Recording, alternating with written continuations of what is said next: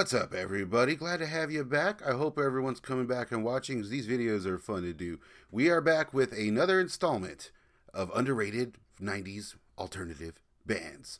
You know the deal. I just kind of take some bands from a big list I got going. I try to take your recommendations into account as I'm trying to kind of, space these videos out. I hope you guys have been watching the channel, been doing a lot more music-based stuff.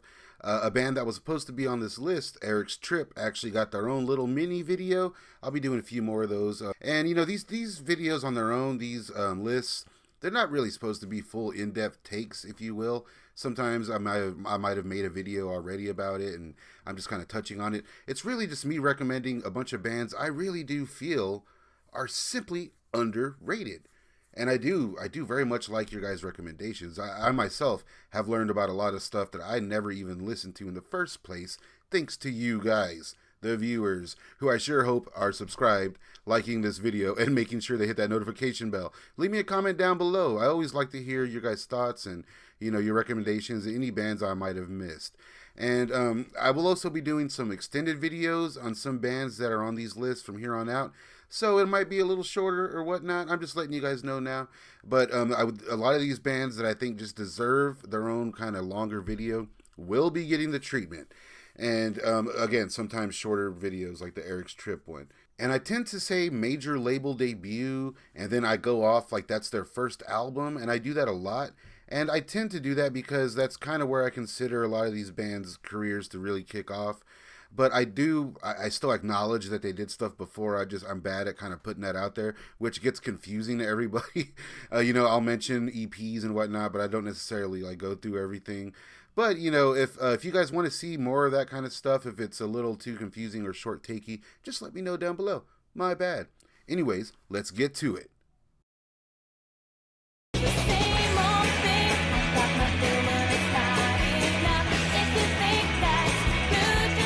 Velocity Girl was a DC-based band that did get started in the late 80s.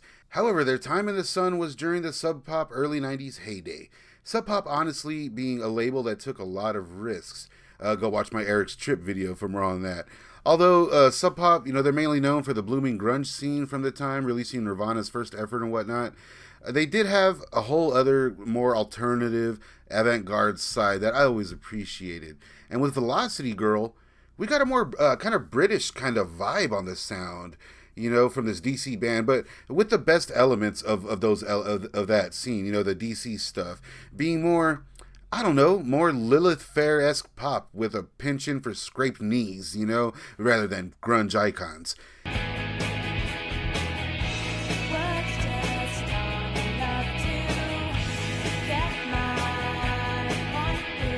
And Velocity Girl, well, they seem to go out of their way to go to a lot of places musically.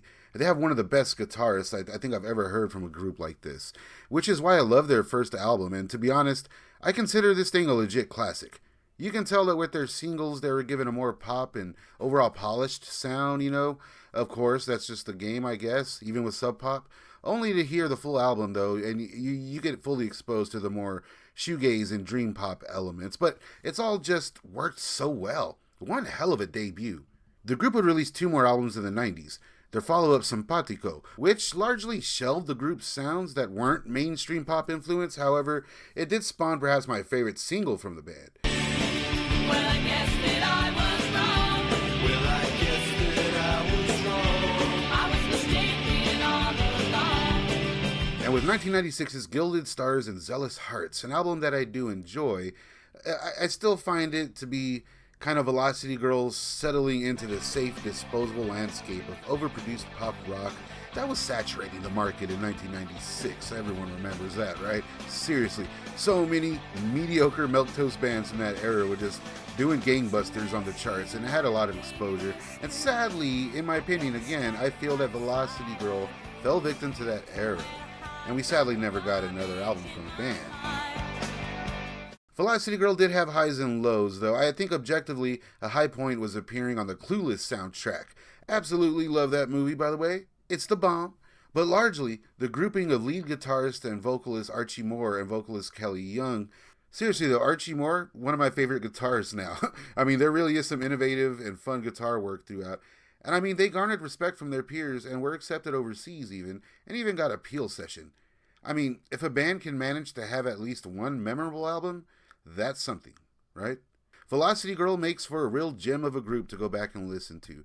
Now, they did reunite a few times and whatnot, but Velocity Girl is a group that just belongs in the 90s. If I can't change your mind, then no one will. Come on. You know Bob Mould was going to pop up on one of these lists eventually. Well, I've always been a Husker Du fan. I also recognize the guy's vast contributions to music in the 90s. In my opinion, it's undeniable, but I don't know, maybe it's because I'm a big fan of the guy. Husker Du is simply legendary. So to follow the group like that after their demise must have been at the very least daunting. We got some unique and brave outings, even though those albums directly led to Bob being let go from his label. And while he then kind of regrouped, literally, and formed the 90s powerhouse Sugar. And it's all just so, I don't know, so Bob. I mean, the dude went from getting dropped from his label to delivering one of the greatest albums from the 90s in Copper Blue. This thing was released in 1992, and at the time, Bob found himself working with legendary Creation Records with his UK release. I mean, that's pretty badass. Creation Records, if you haven't looked into them, definitely do. There's a great documentary out there. And I think another band from the label will be popping up in a few minutes.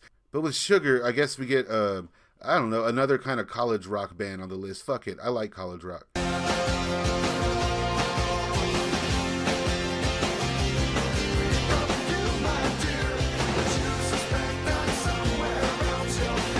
I remember this track fondly, If I Can't Change Your Mind. I swear, I remember it being like a sitcom intro or something.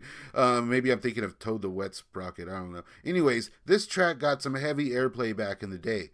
I was just a kid at the time, and years later when I got into Husker Du, I recalled the guy's voice, and I always assumed that this track was like a deep cut from Husker Du, when in fact the sound Sugar brought to the table was more, let's say, college rock. I know that's probably a bad word to be saying, but it was more that than, spastic alternative punk, and I ain't complaining. Copper Blue really is one hell of an album. I cannot recommend it enough. But if you're looking to put a little Husker Du in your step, I'd say their follow-up Beaster, the EP, that one may be for you, as it tends to ring a little more familiar.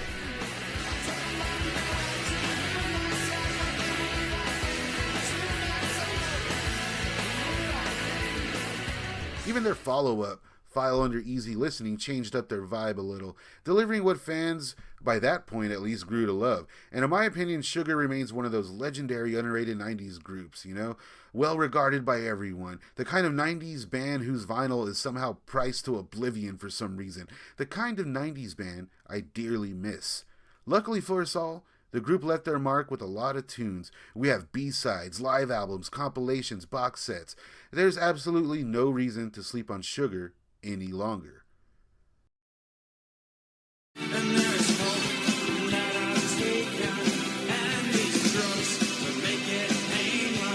Now, I've already done an entire video kind of chronicling the career and cataloging all the albums of Kitchens of Distinction. Check it out next. I'll link it up right there at the end, in the comments, everywhere. But I won't go over everything here or really, go too in depth. But they're definitely a band that belongs on these lists. And I guess I can also address some comments on that original video, where I was berated a little for referring to Kitchens of Distinction as a shoegaze band, at least in their early career. That's what I was hinting at. But when really I meant that they were definitely ahead of the curve, with their style, especially the urethral kind of guitar work, and it was all there, I just kind of mean that they were using these soundscapes around the same time. And, the sound was blooming, so, a lot of bands cited them as influence either way. And with their first album, it really showed. Anyways, if I'm honest and I have to give Kitchens of Distinction a label, I don't know, college rock? Whatever, I like some college rock, It's Kitchens of Distinction. They remain one of my favorite bands from the 90s. I would never want to drive that fast unless you're ready, willing, and me. In fact, here I am with all of their albums. And sincerely, every one of their albums, while changing sound here and there, still retained the truthfulness from the band that mustn't have been easy. Given the taboo in the 90s, like simply being a gay lead singer, I can only assume the band had a rough go of it. We saw it all the time, look at Till Tuesday. But, the band were signed to One Little Indian Records, and like many other groups on the label had just simply highs and lows. He says I stay alive, it's the best, the only thing I know. And overall, in retrospect, the strangest element to the group was that they reformed in the 2000s with a much more dramatic, Bowie-esque sound. I simply cannot recommend Kitchens of Distinction enough. To hear more about them, be sure to check out my video linked at the end.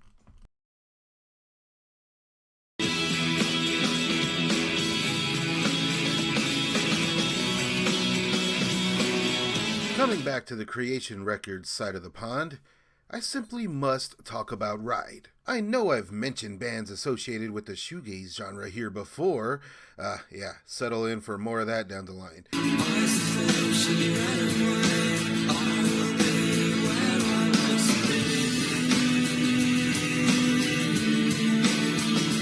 And to be honest, I mean, those are some of my favorite bands to revisit. Mainly because they're all so effortlessly different with their styles. And this is before shoegaze was like ultra defined, you know. It was still allowed to play in different ball pits. But all that being said, nearly all of these bands have a very similar story. They'll knock out a legendary shoegaze album. They'll stick around through the decade, and you know, their sound, it'll start to change just a little bit. Just a little though. And then drastically. They don't even sound like the same band maybe for one or two albums. And then, of course, break up prematurely at that. Only, yeah, to reunite in the 2000s. That's a very familiar story here on the channel at this point. And of course, that all applies to Ride. But in my opinion, I mean, they dropped some of the most significant albums in the shoegaze genre, being their debut Nowhere and the follow-up Going Blank Again, both in the early 90s.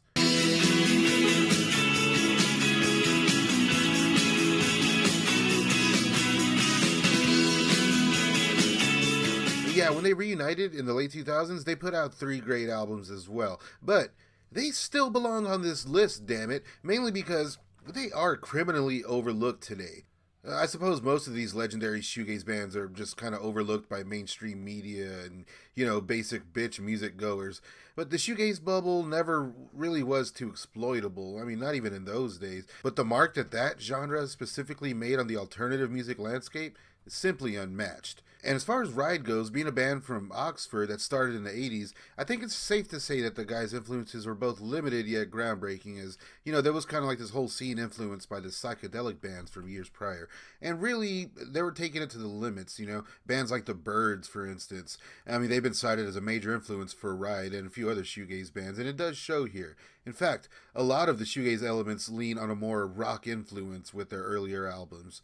And much like other legendary shoegaze bands, they didn't really care for that label, shoegaze, a contention that would kind of come to play down the line as the group's final album, when that would come out. They couldn't even agree on the sound they wanted to do. And this all led to songs written by the founders Andy and Mark, kind of like they didn't want their songs in consecutive order. There had to be something else in between. And now I know I'm being a little vague here with some details and whatnot, but I think that Ride deserves their own video. So, if you're into that and you want to see that, make sure you're subscribed, hit that notification bell, and let me know down below that you'll be waiting for that one in the comments.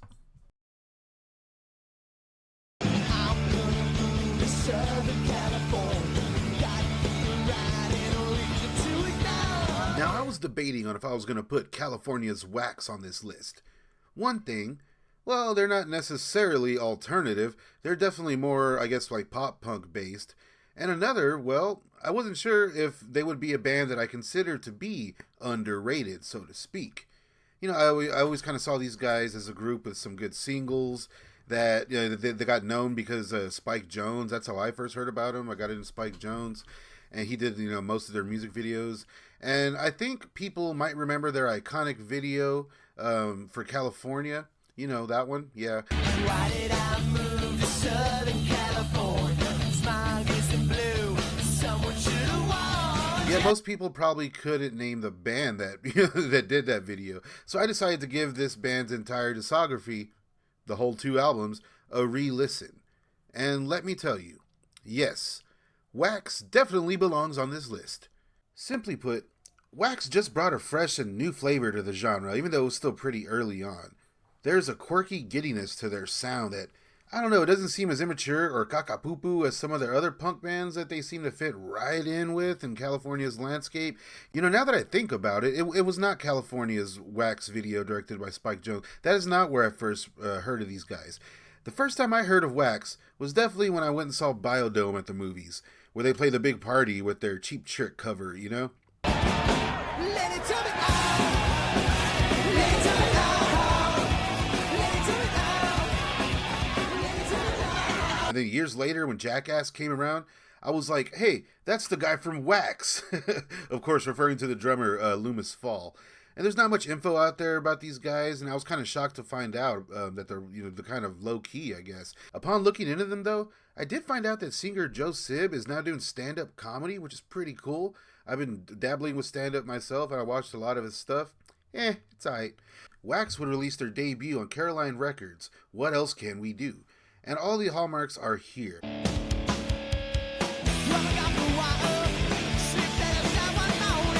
However, I feel this one is for sure more in the pop-punk vein. But still, I mean, it's so raw and original sounding, and in a lot of ways, Wax seemed to somehow separate the pop-punk tropes from the usual, like, roundabout neener of it all, and deliver a solid take, taking inspiration from, you know, hard living and angst, rather than, you know, getting dumped or something, although all that's there as well. And with the album doing okay in the area, they landed a major label deal with Interscope Records. And they would release 13 Unlucky Numbers, an album which features 10 songs, which did some good business. Interscope seemed to really go for it. I mean, they even hired the legendary duo of Paul Q. Coldery, I hope I said that right, and Sean Slade. Now, these are the dudes behind some pretty big indie bands like Pixies, Dinosaur Jr., Morphine, Juliana Hatfield, even the Boss Tones. And it would also be with this album that Spike Jonze would tag along to create the band's most iconic video. And like I said, we later see Loomis on Jackass, which is of course due to the Spike Jonze connection there. So, you know, it was cool to see that since the band wouldn't go on past 2 albums. But they would reemerge with an EP, Hanging On, in 2009 from Side One Dummy Records. And it's Side One Dummy's like little comedy arm, I think, is the one that does the stand-up comedy. So it's all, they keep it in the family, you know. And the EP was, well, you know, more of the same, just a little older now. And while the group was fairly short-lived, I mean, they made their time fun and spontaneous, to say the least. And with the involvement of Spike Jonze, we can rest assured that they will always have some sort of fan base. Well, you know, they'll always be a little bit relevant from here on out, I guess. So there you have it, guys. I would definitely want to hear what you had to say about all this down below. Let me know what band should be on the next list. The next one is going to be nothing but your recommendations, so drop them down below. That's going to be an interesting one. Tonight, I kind of picked a few bands that I took from you guys, and I put some of my own little flavor in there. I hope you guys liked it. I want to keep doing these videos. They're a lot of fun to make. They seem to get a good response and whatnot. So yeah, I want to link some stuff up. Keep watching the channel, why don't you? I'm working on a short film called Dog Trash. I'll put the trailer up right there. Follow me on Instagram, why don't you? Staunch_TV. And yeah, just keep with Staunch TV all night. Binge it.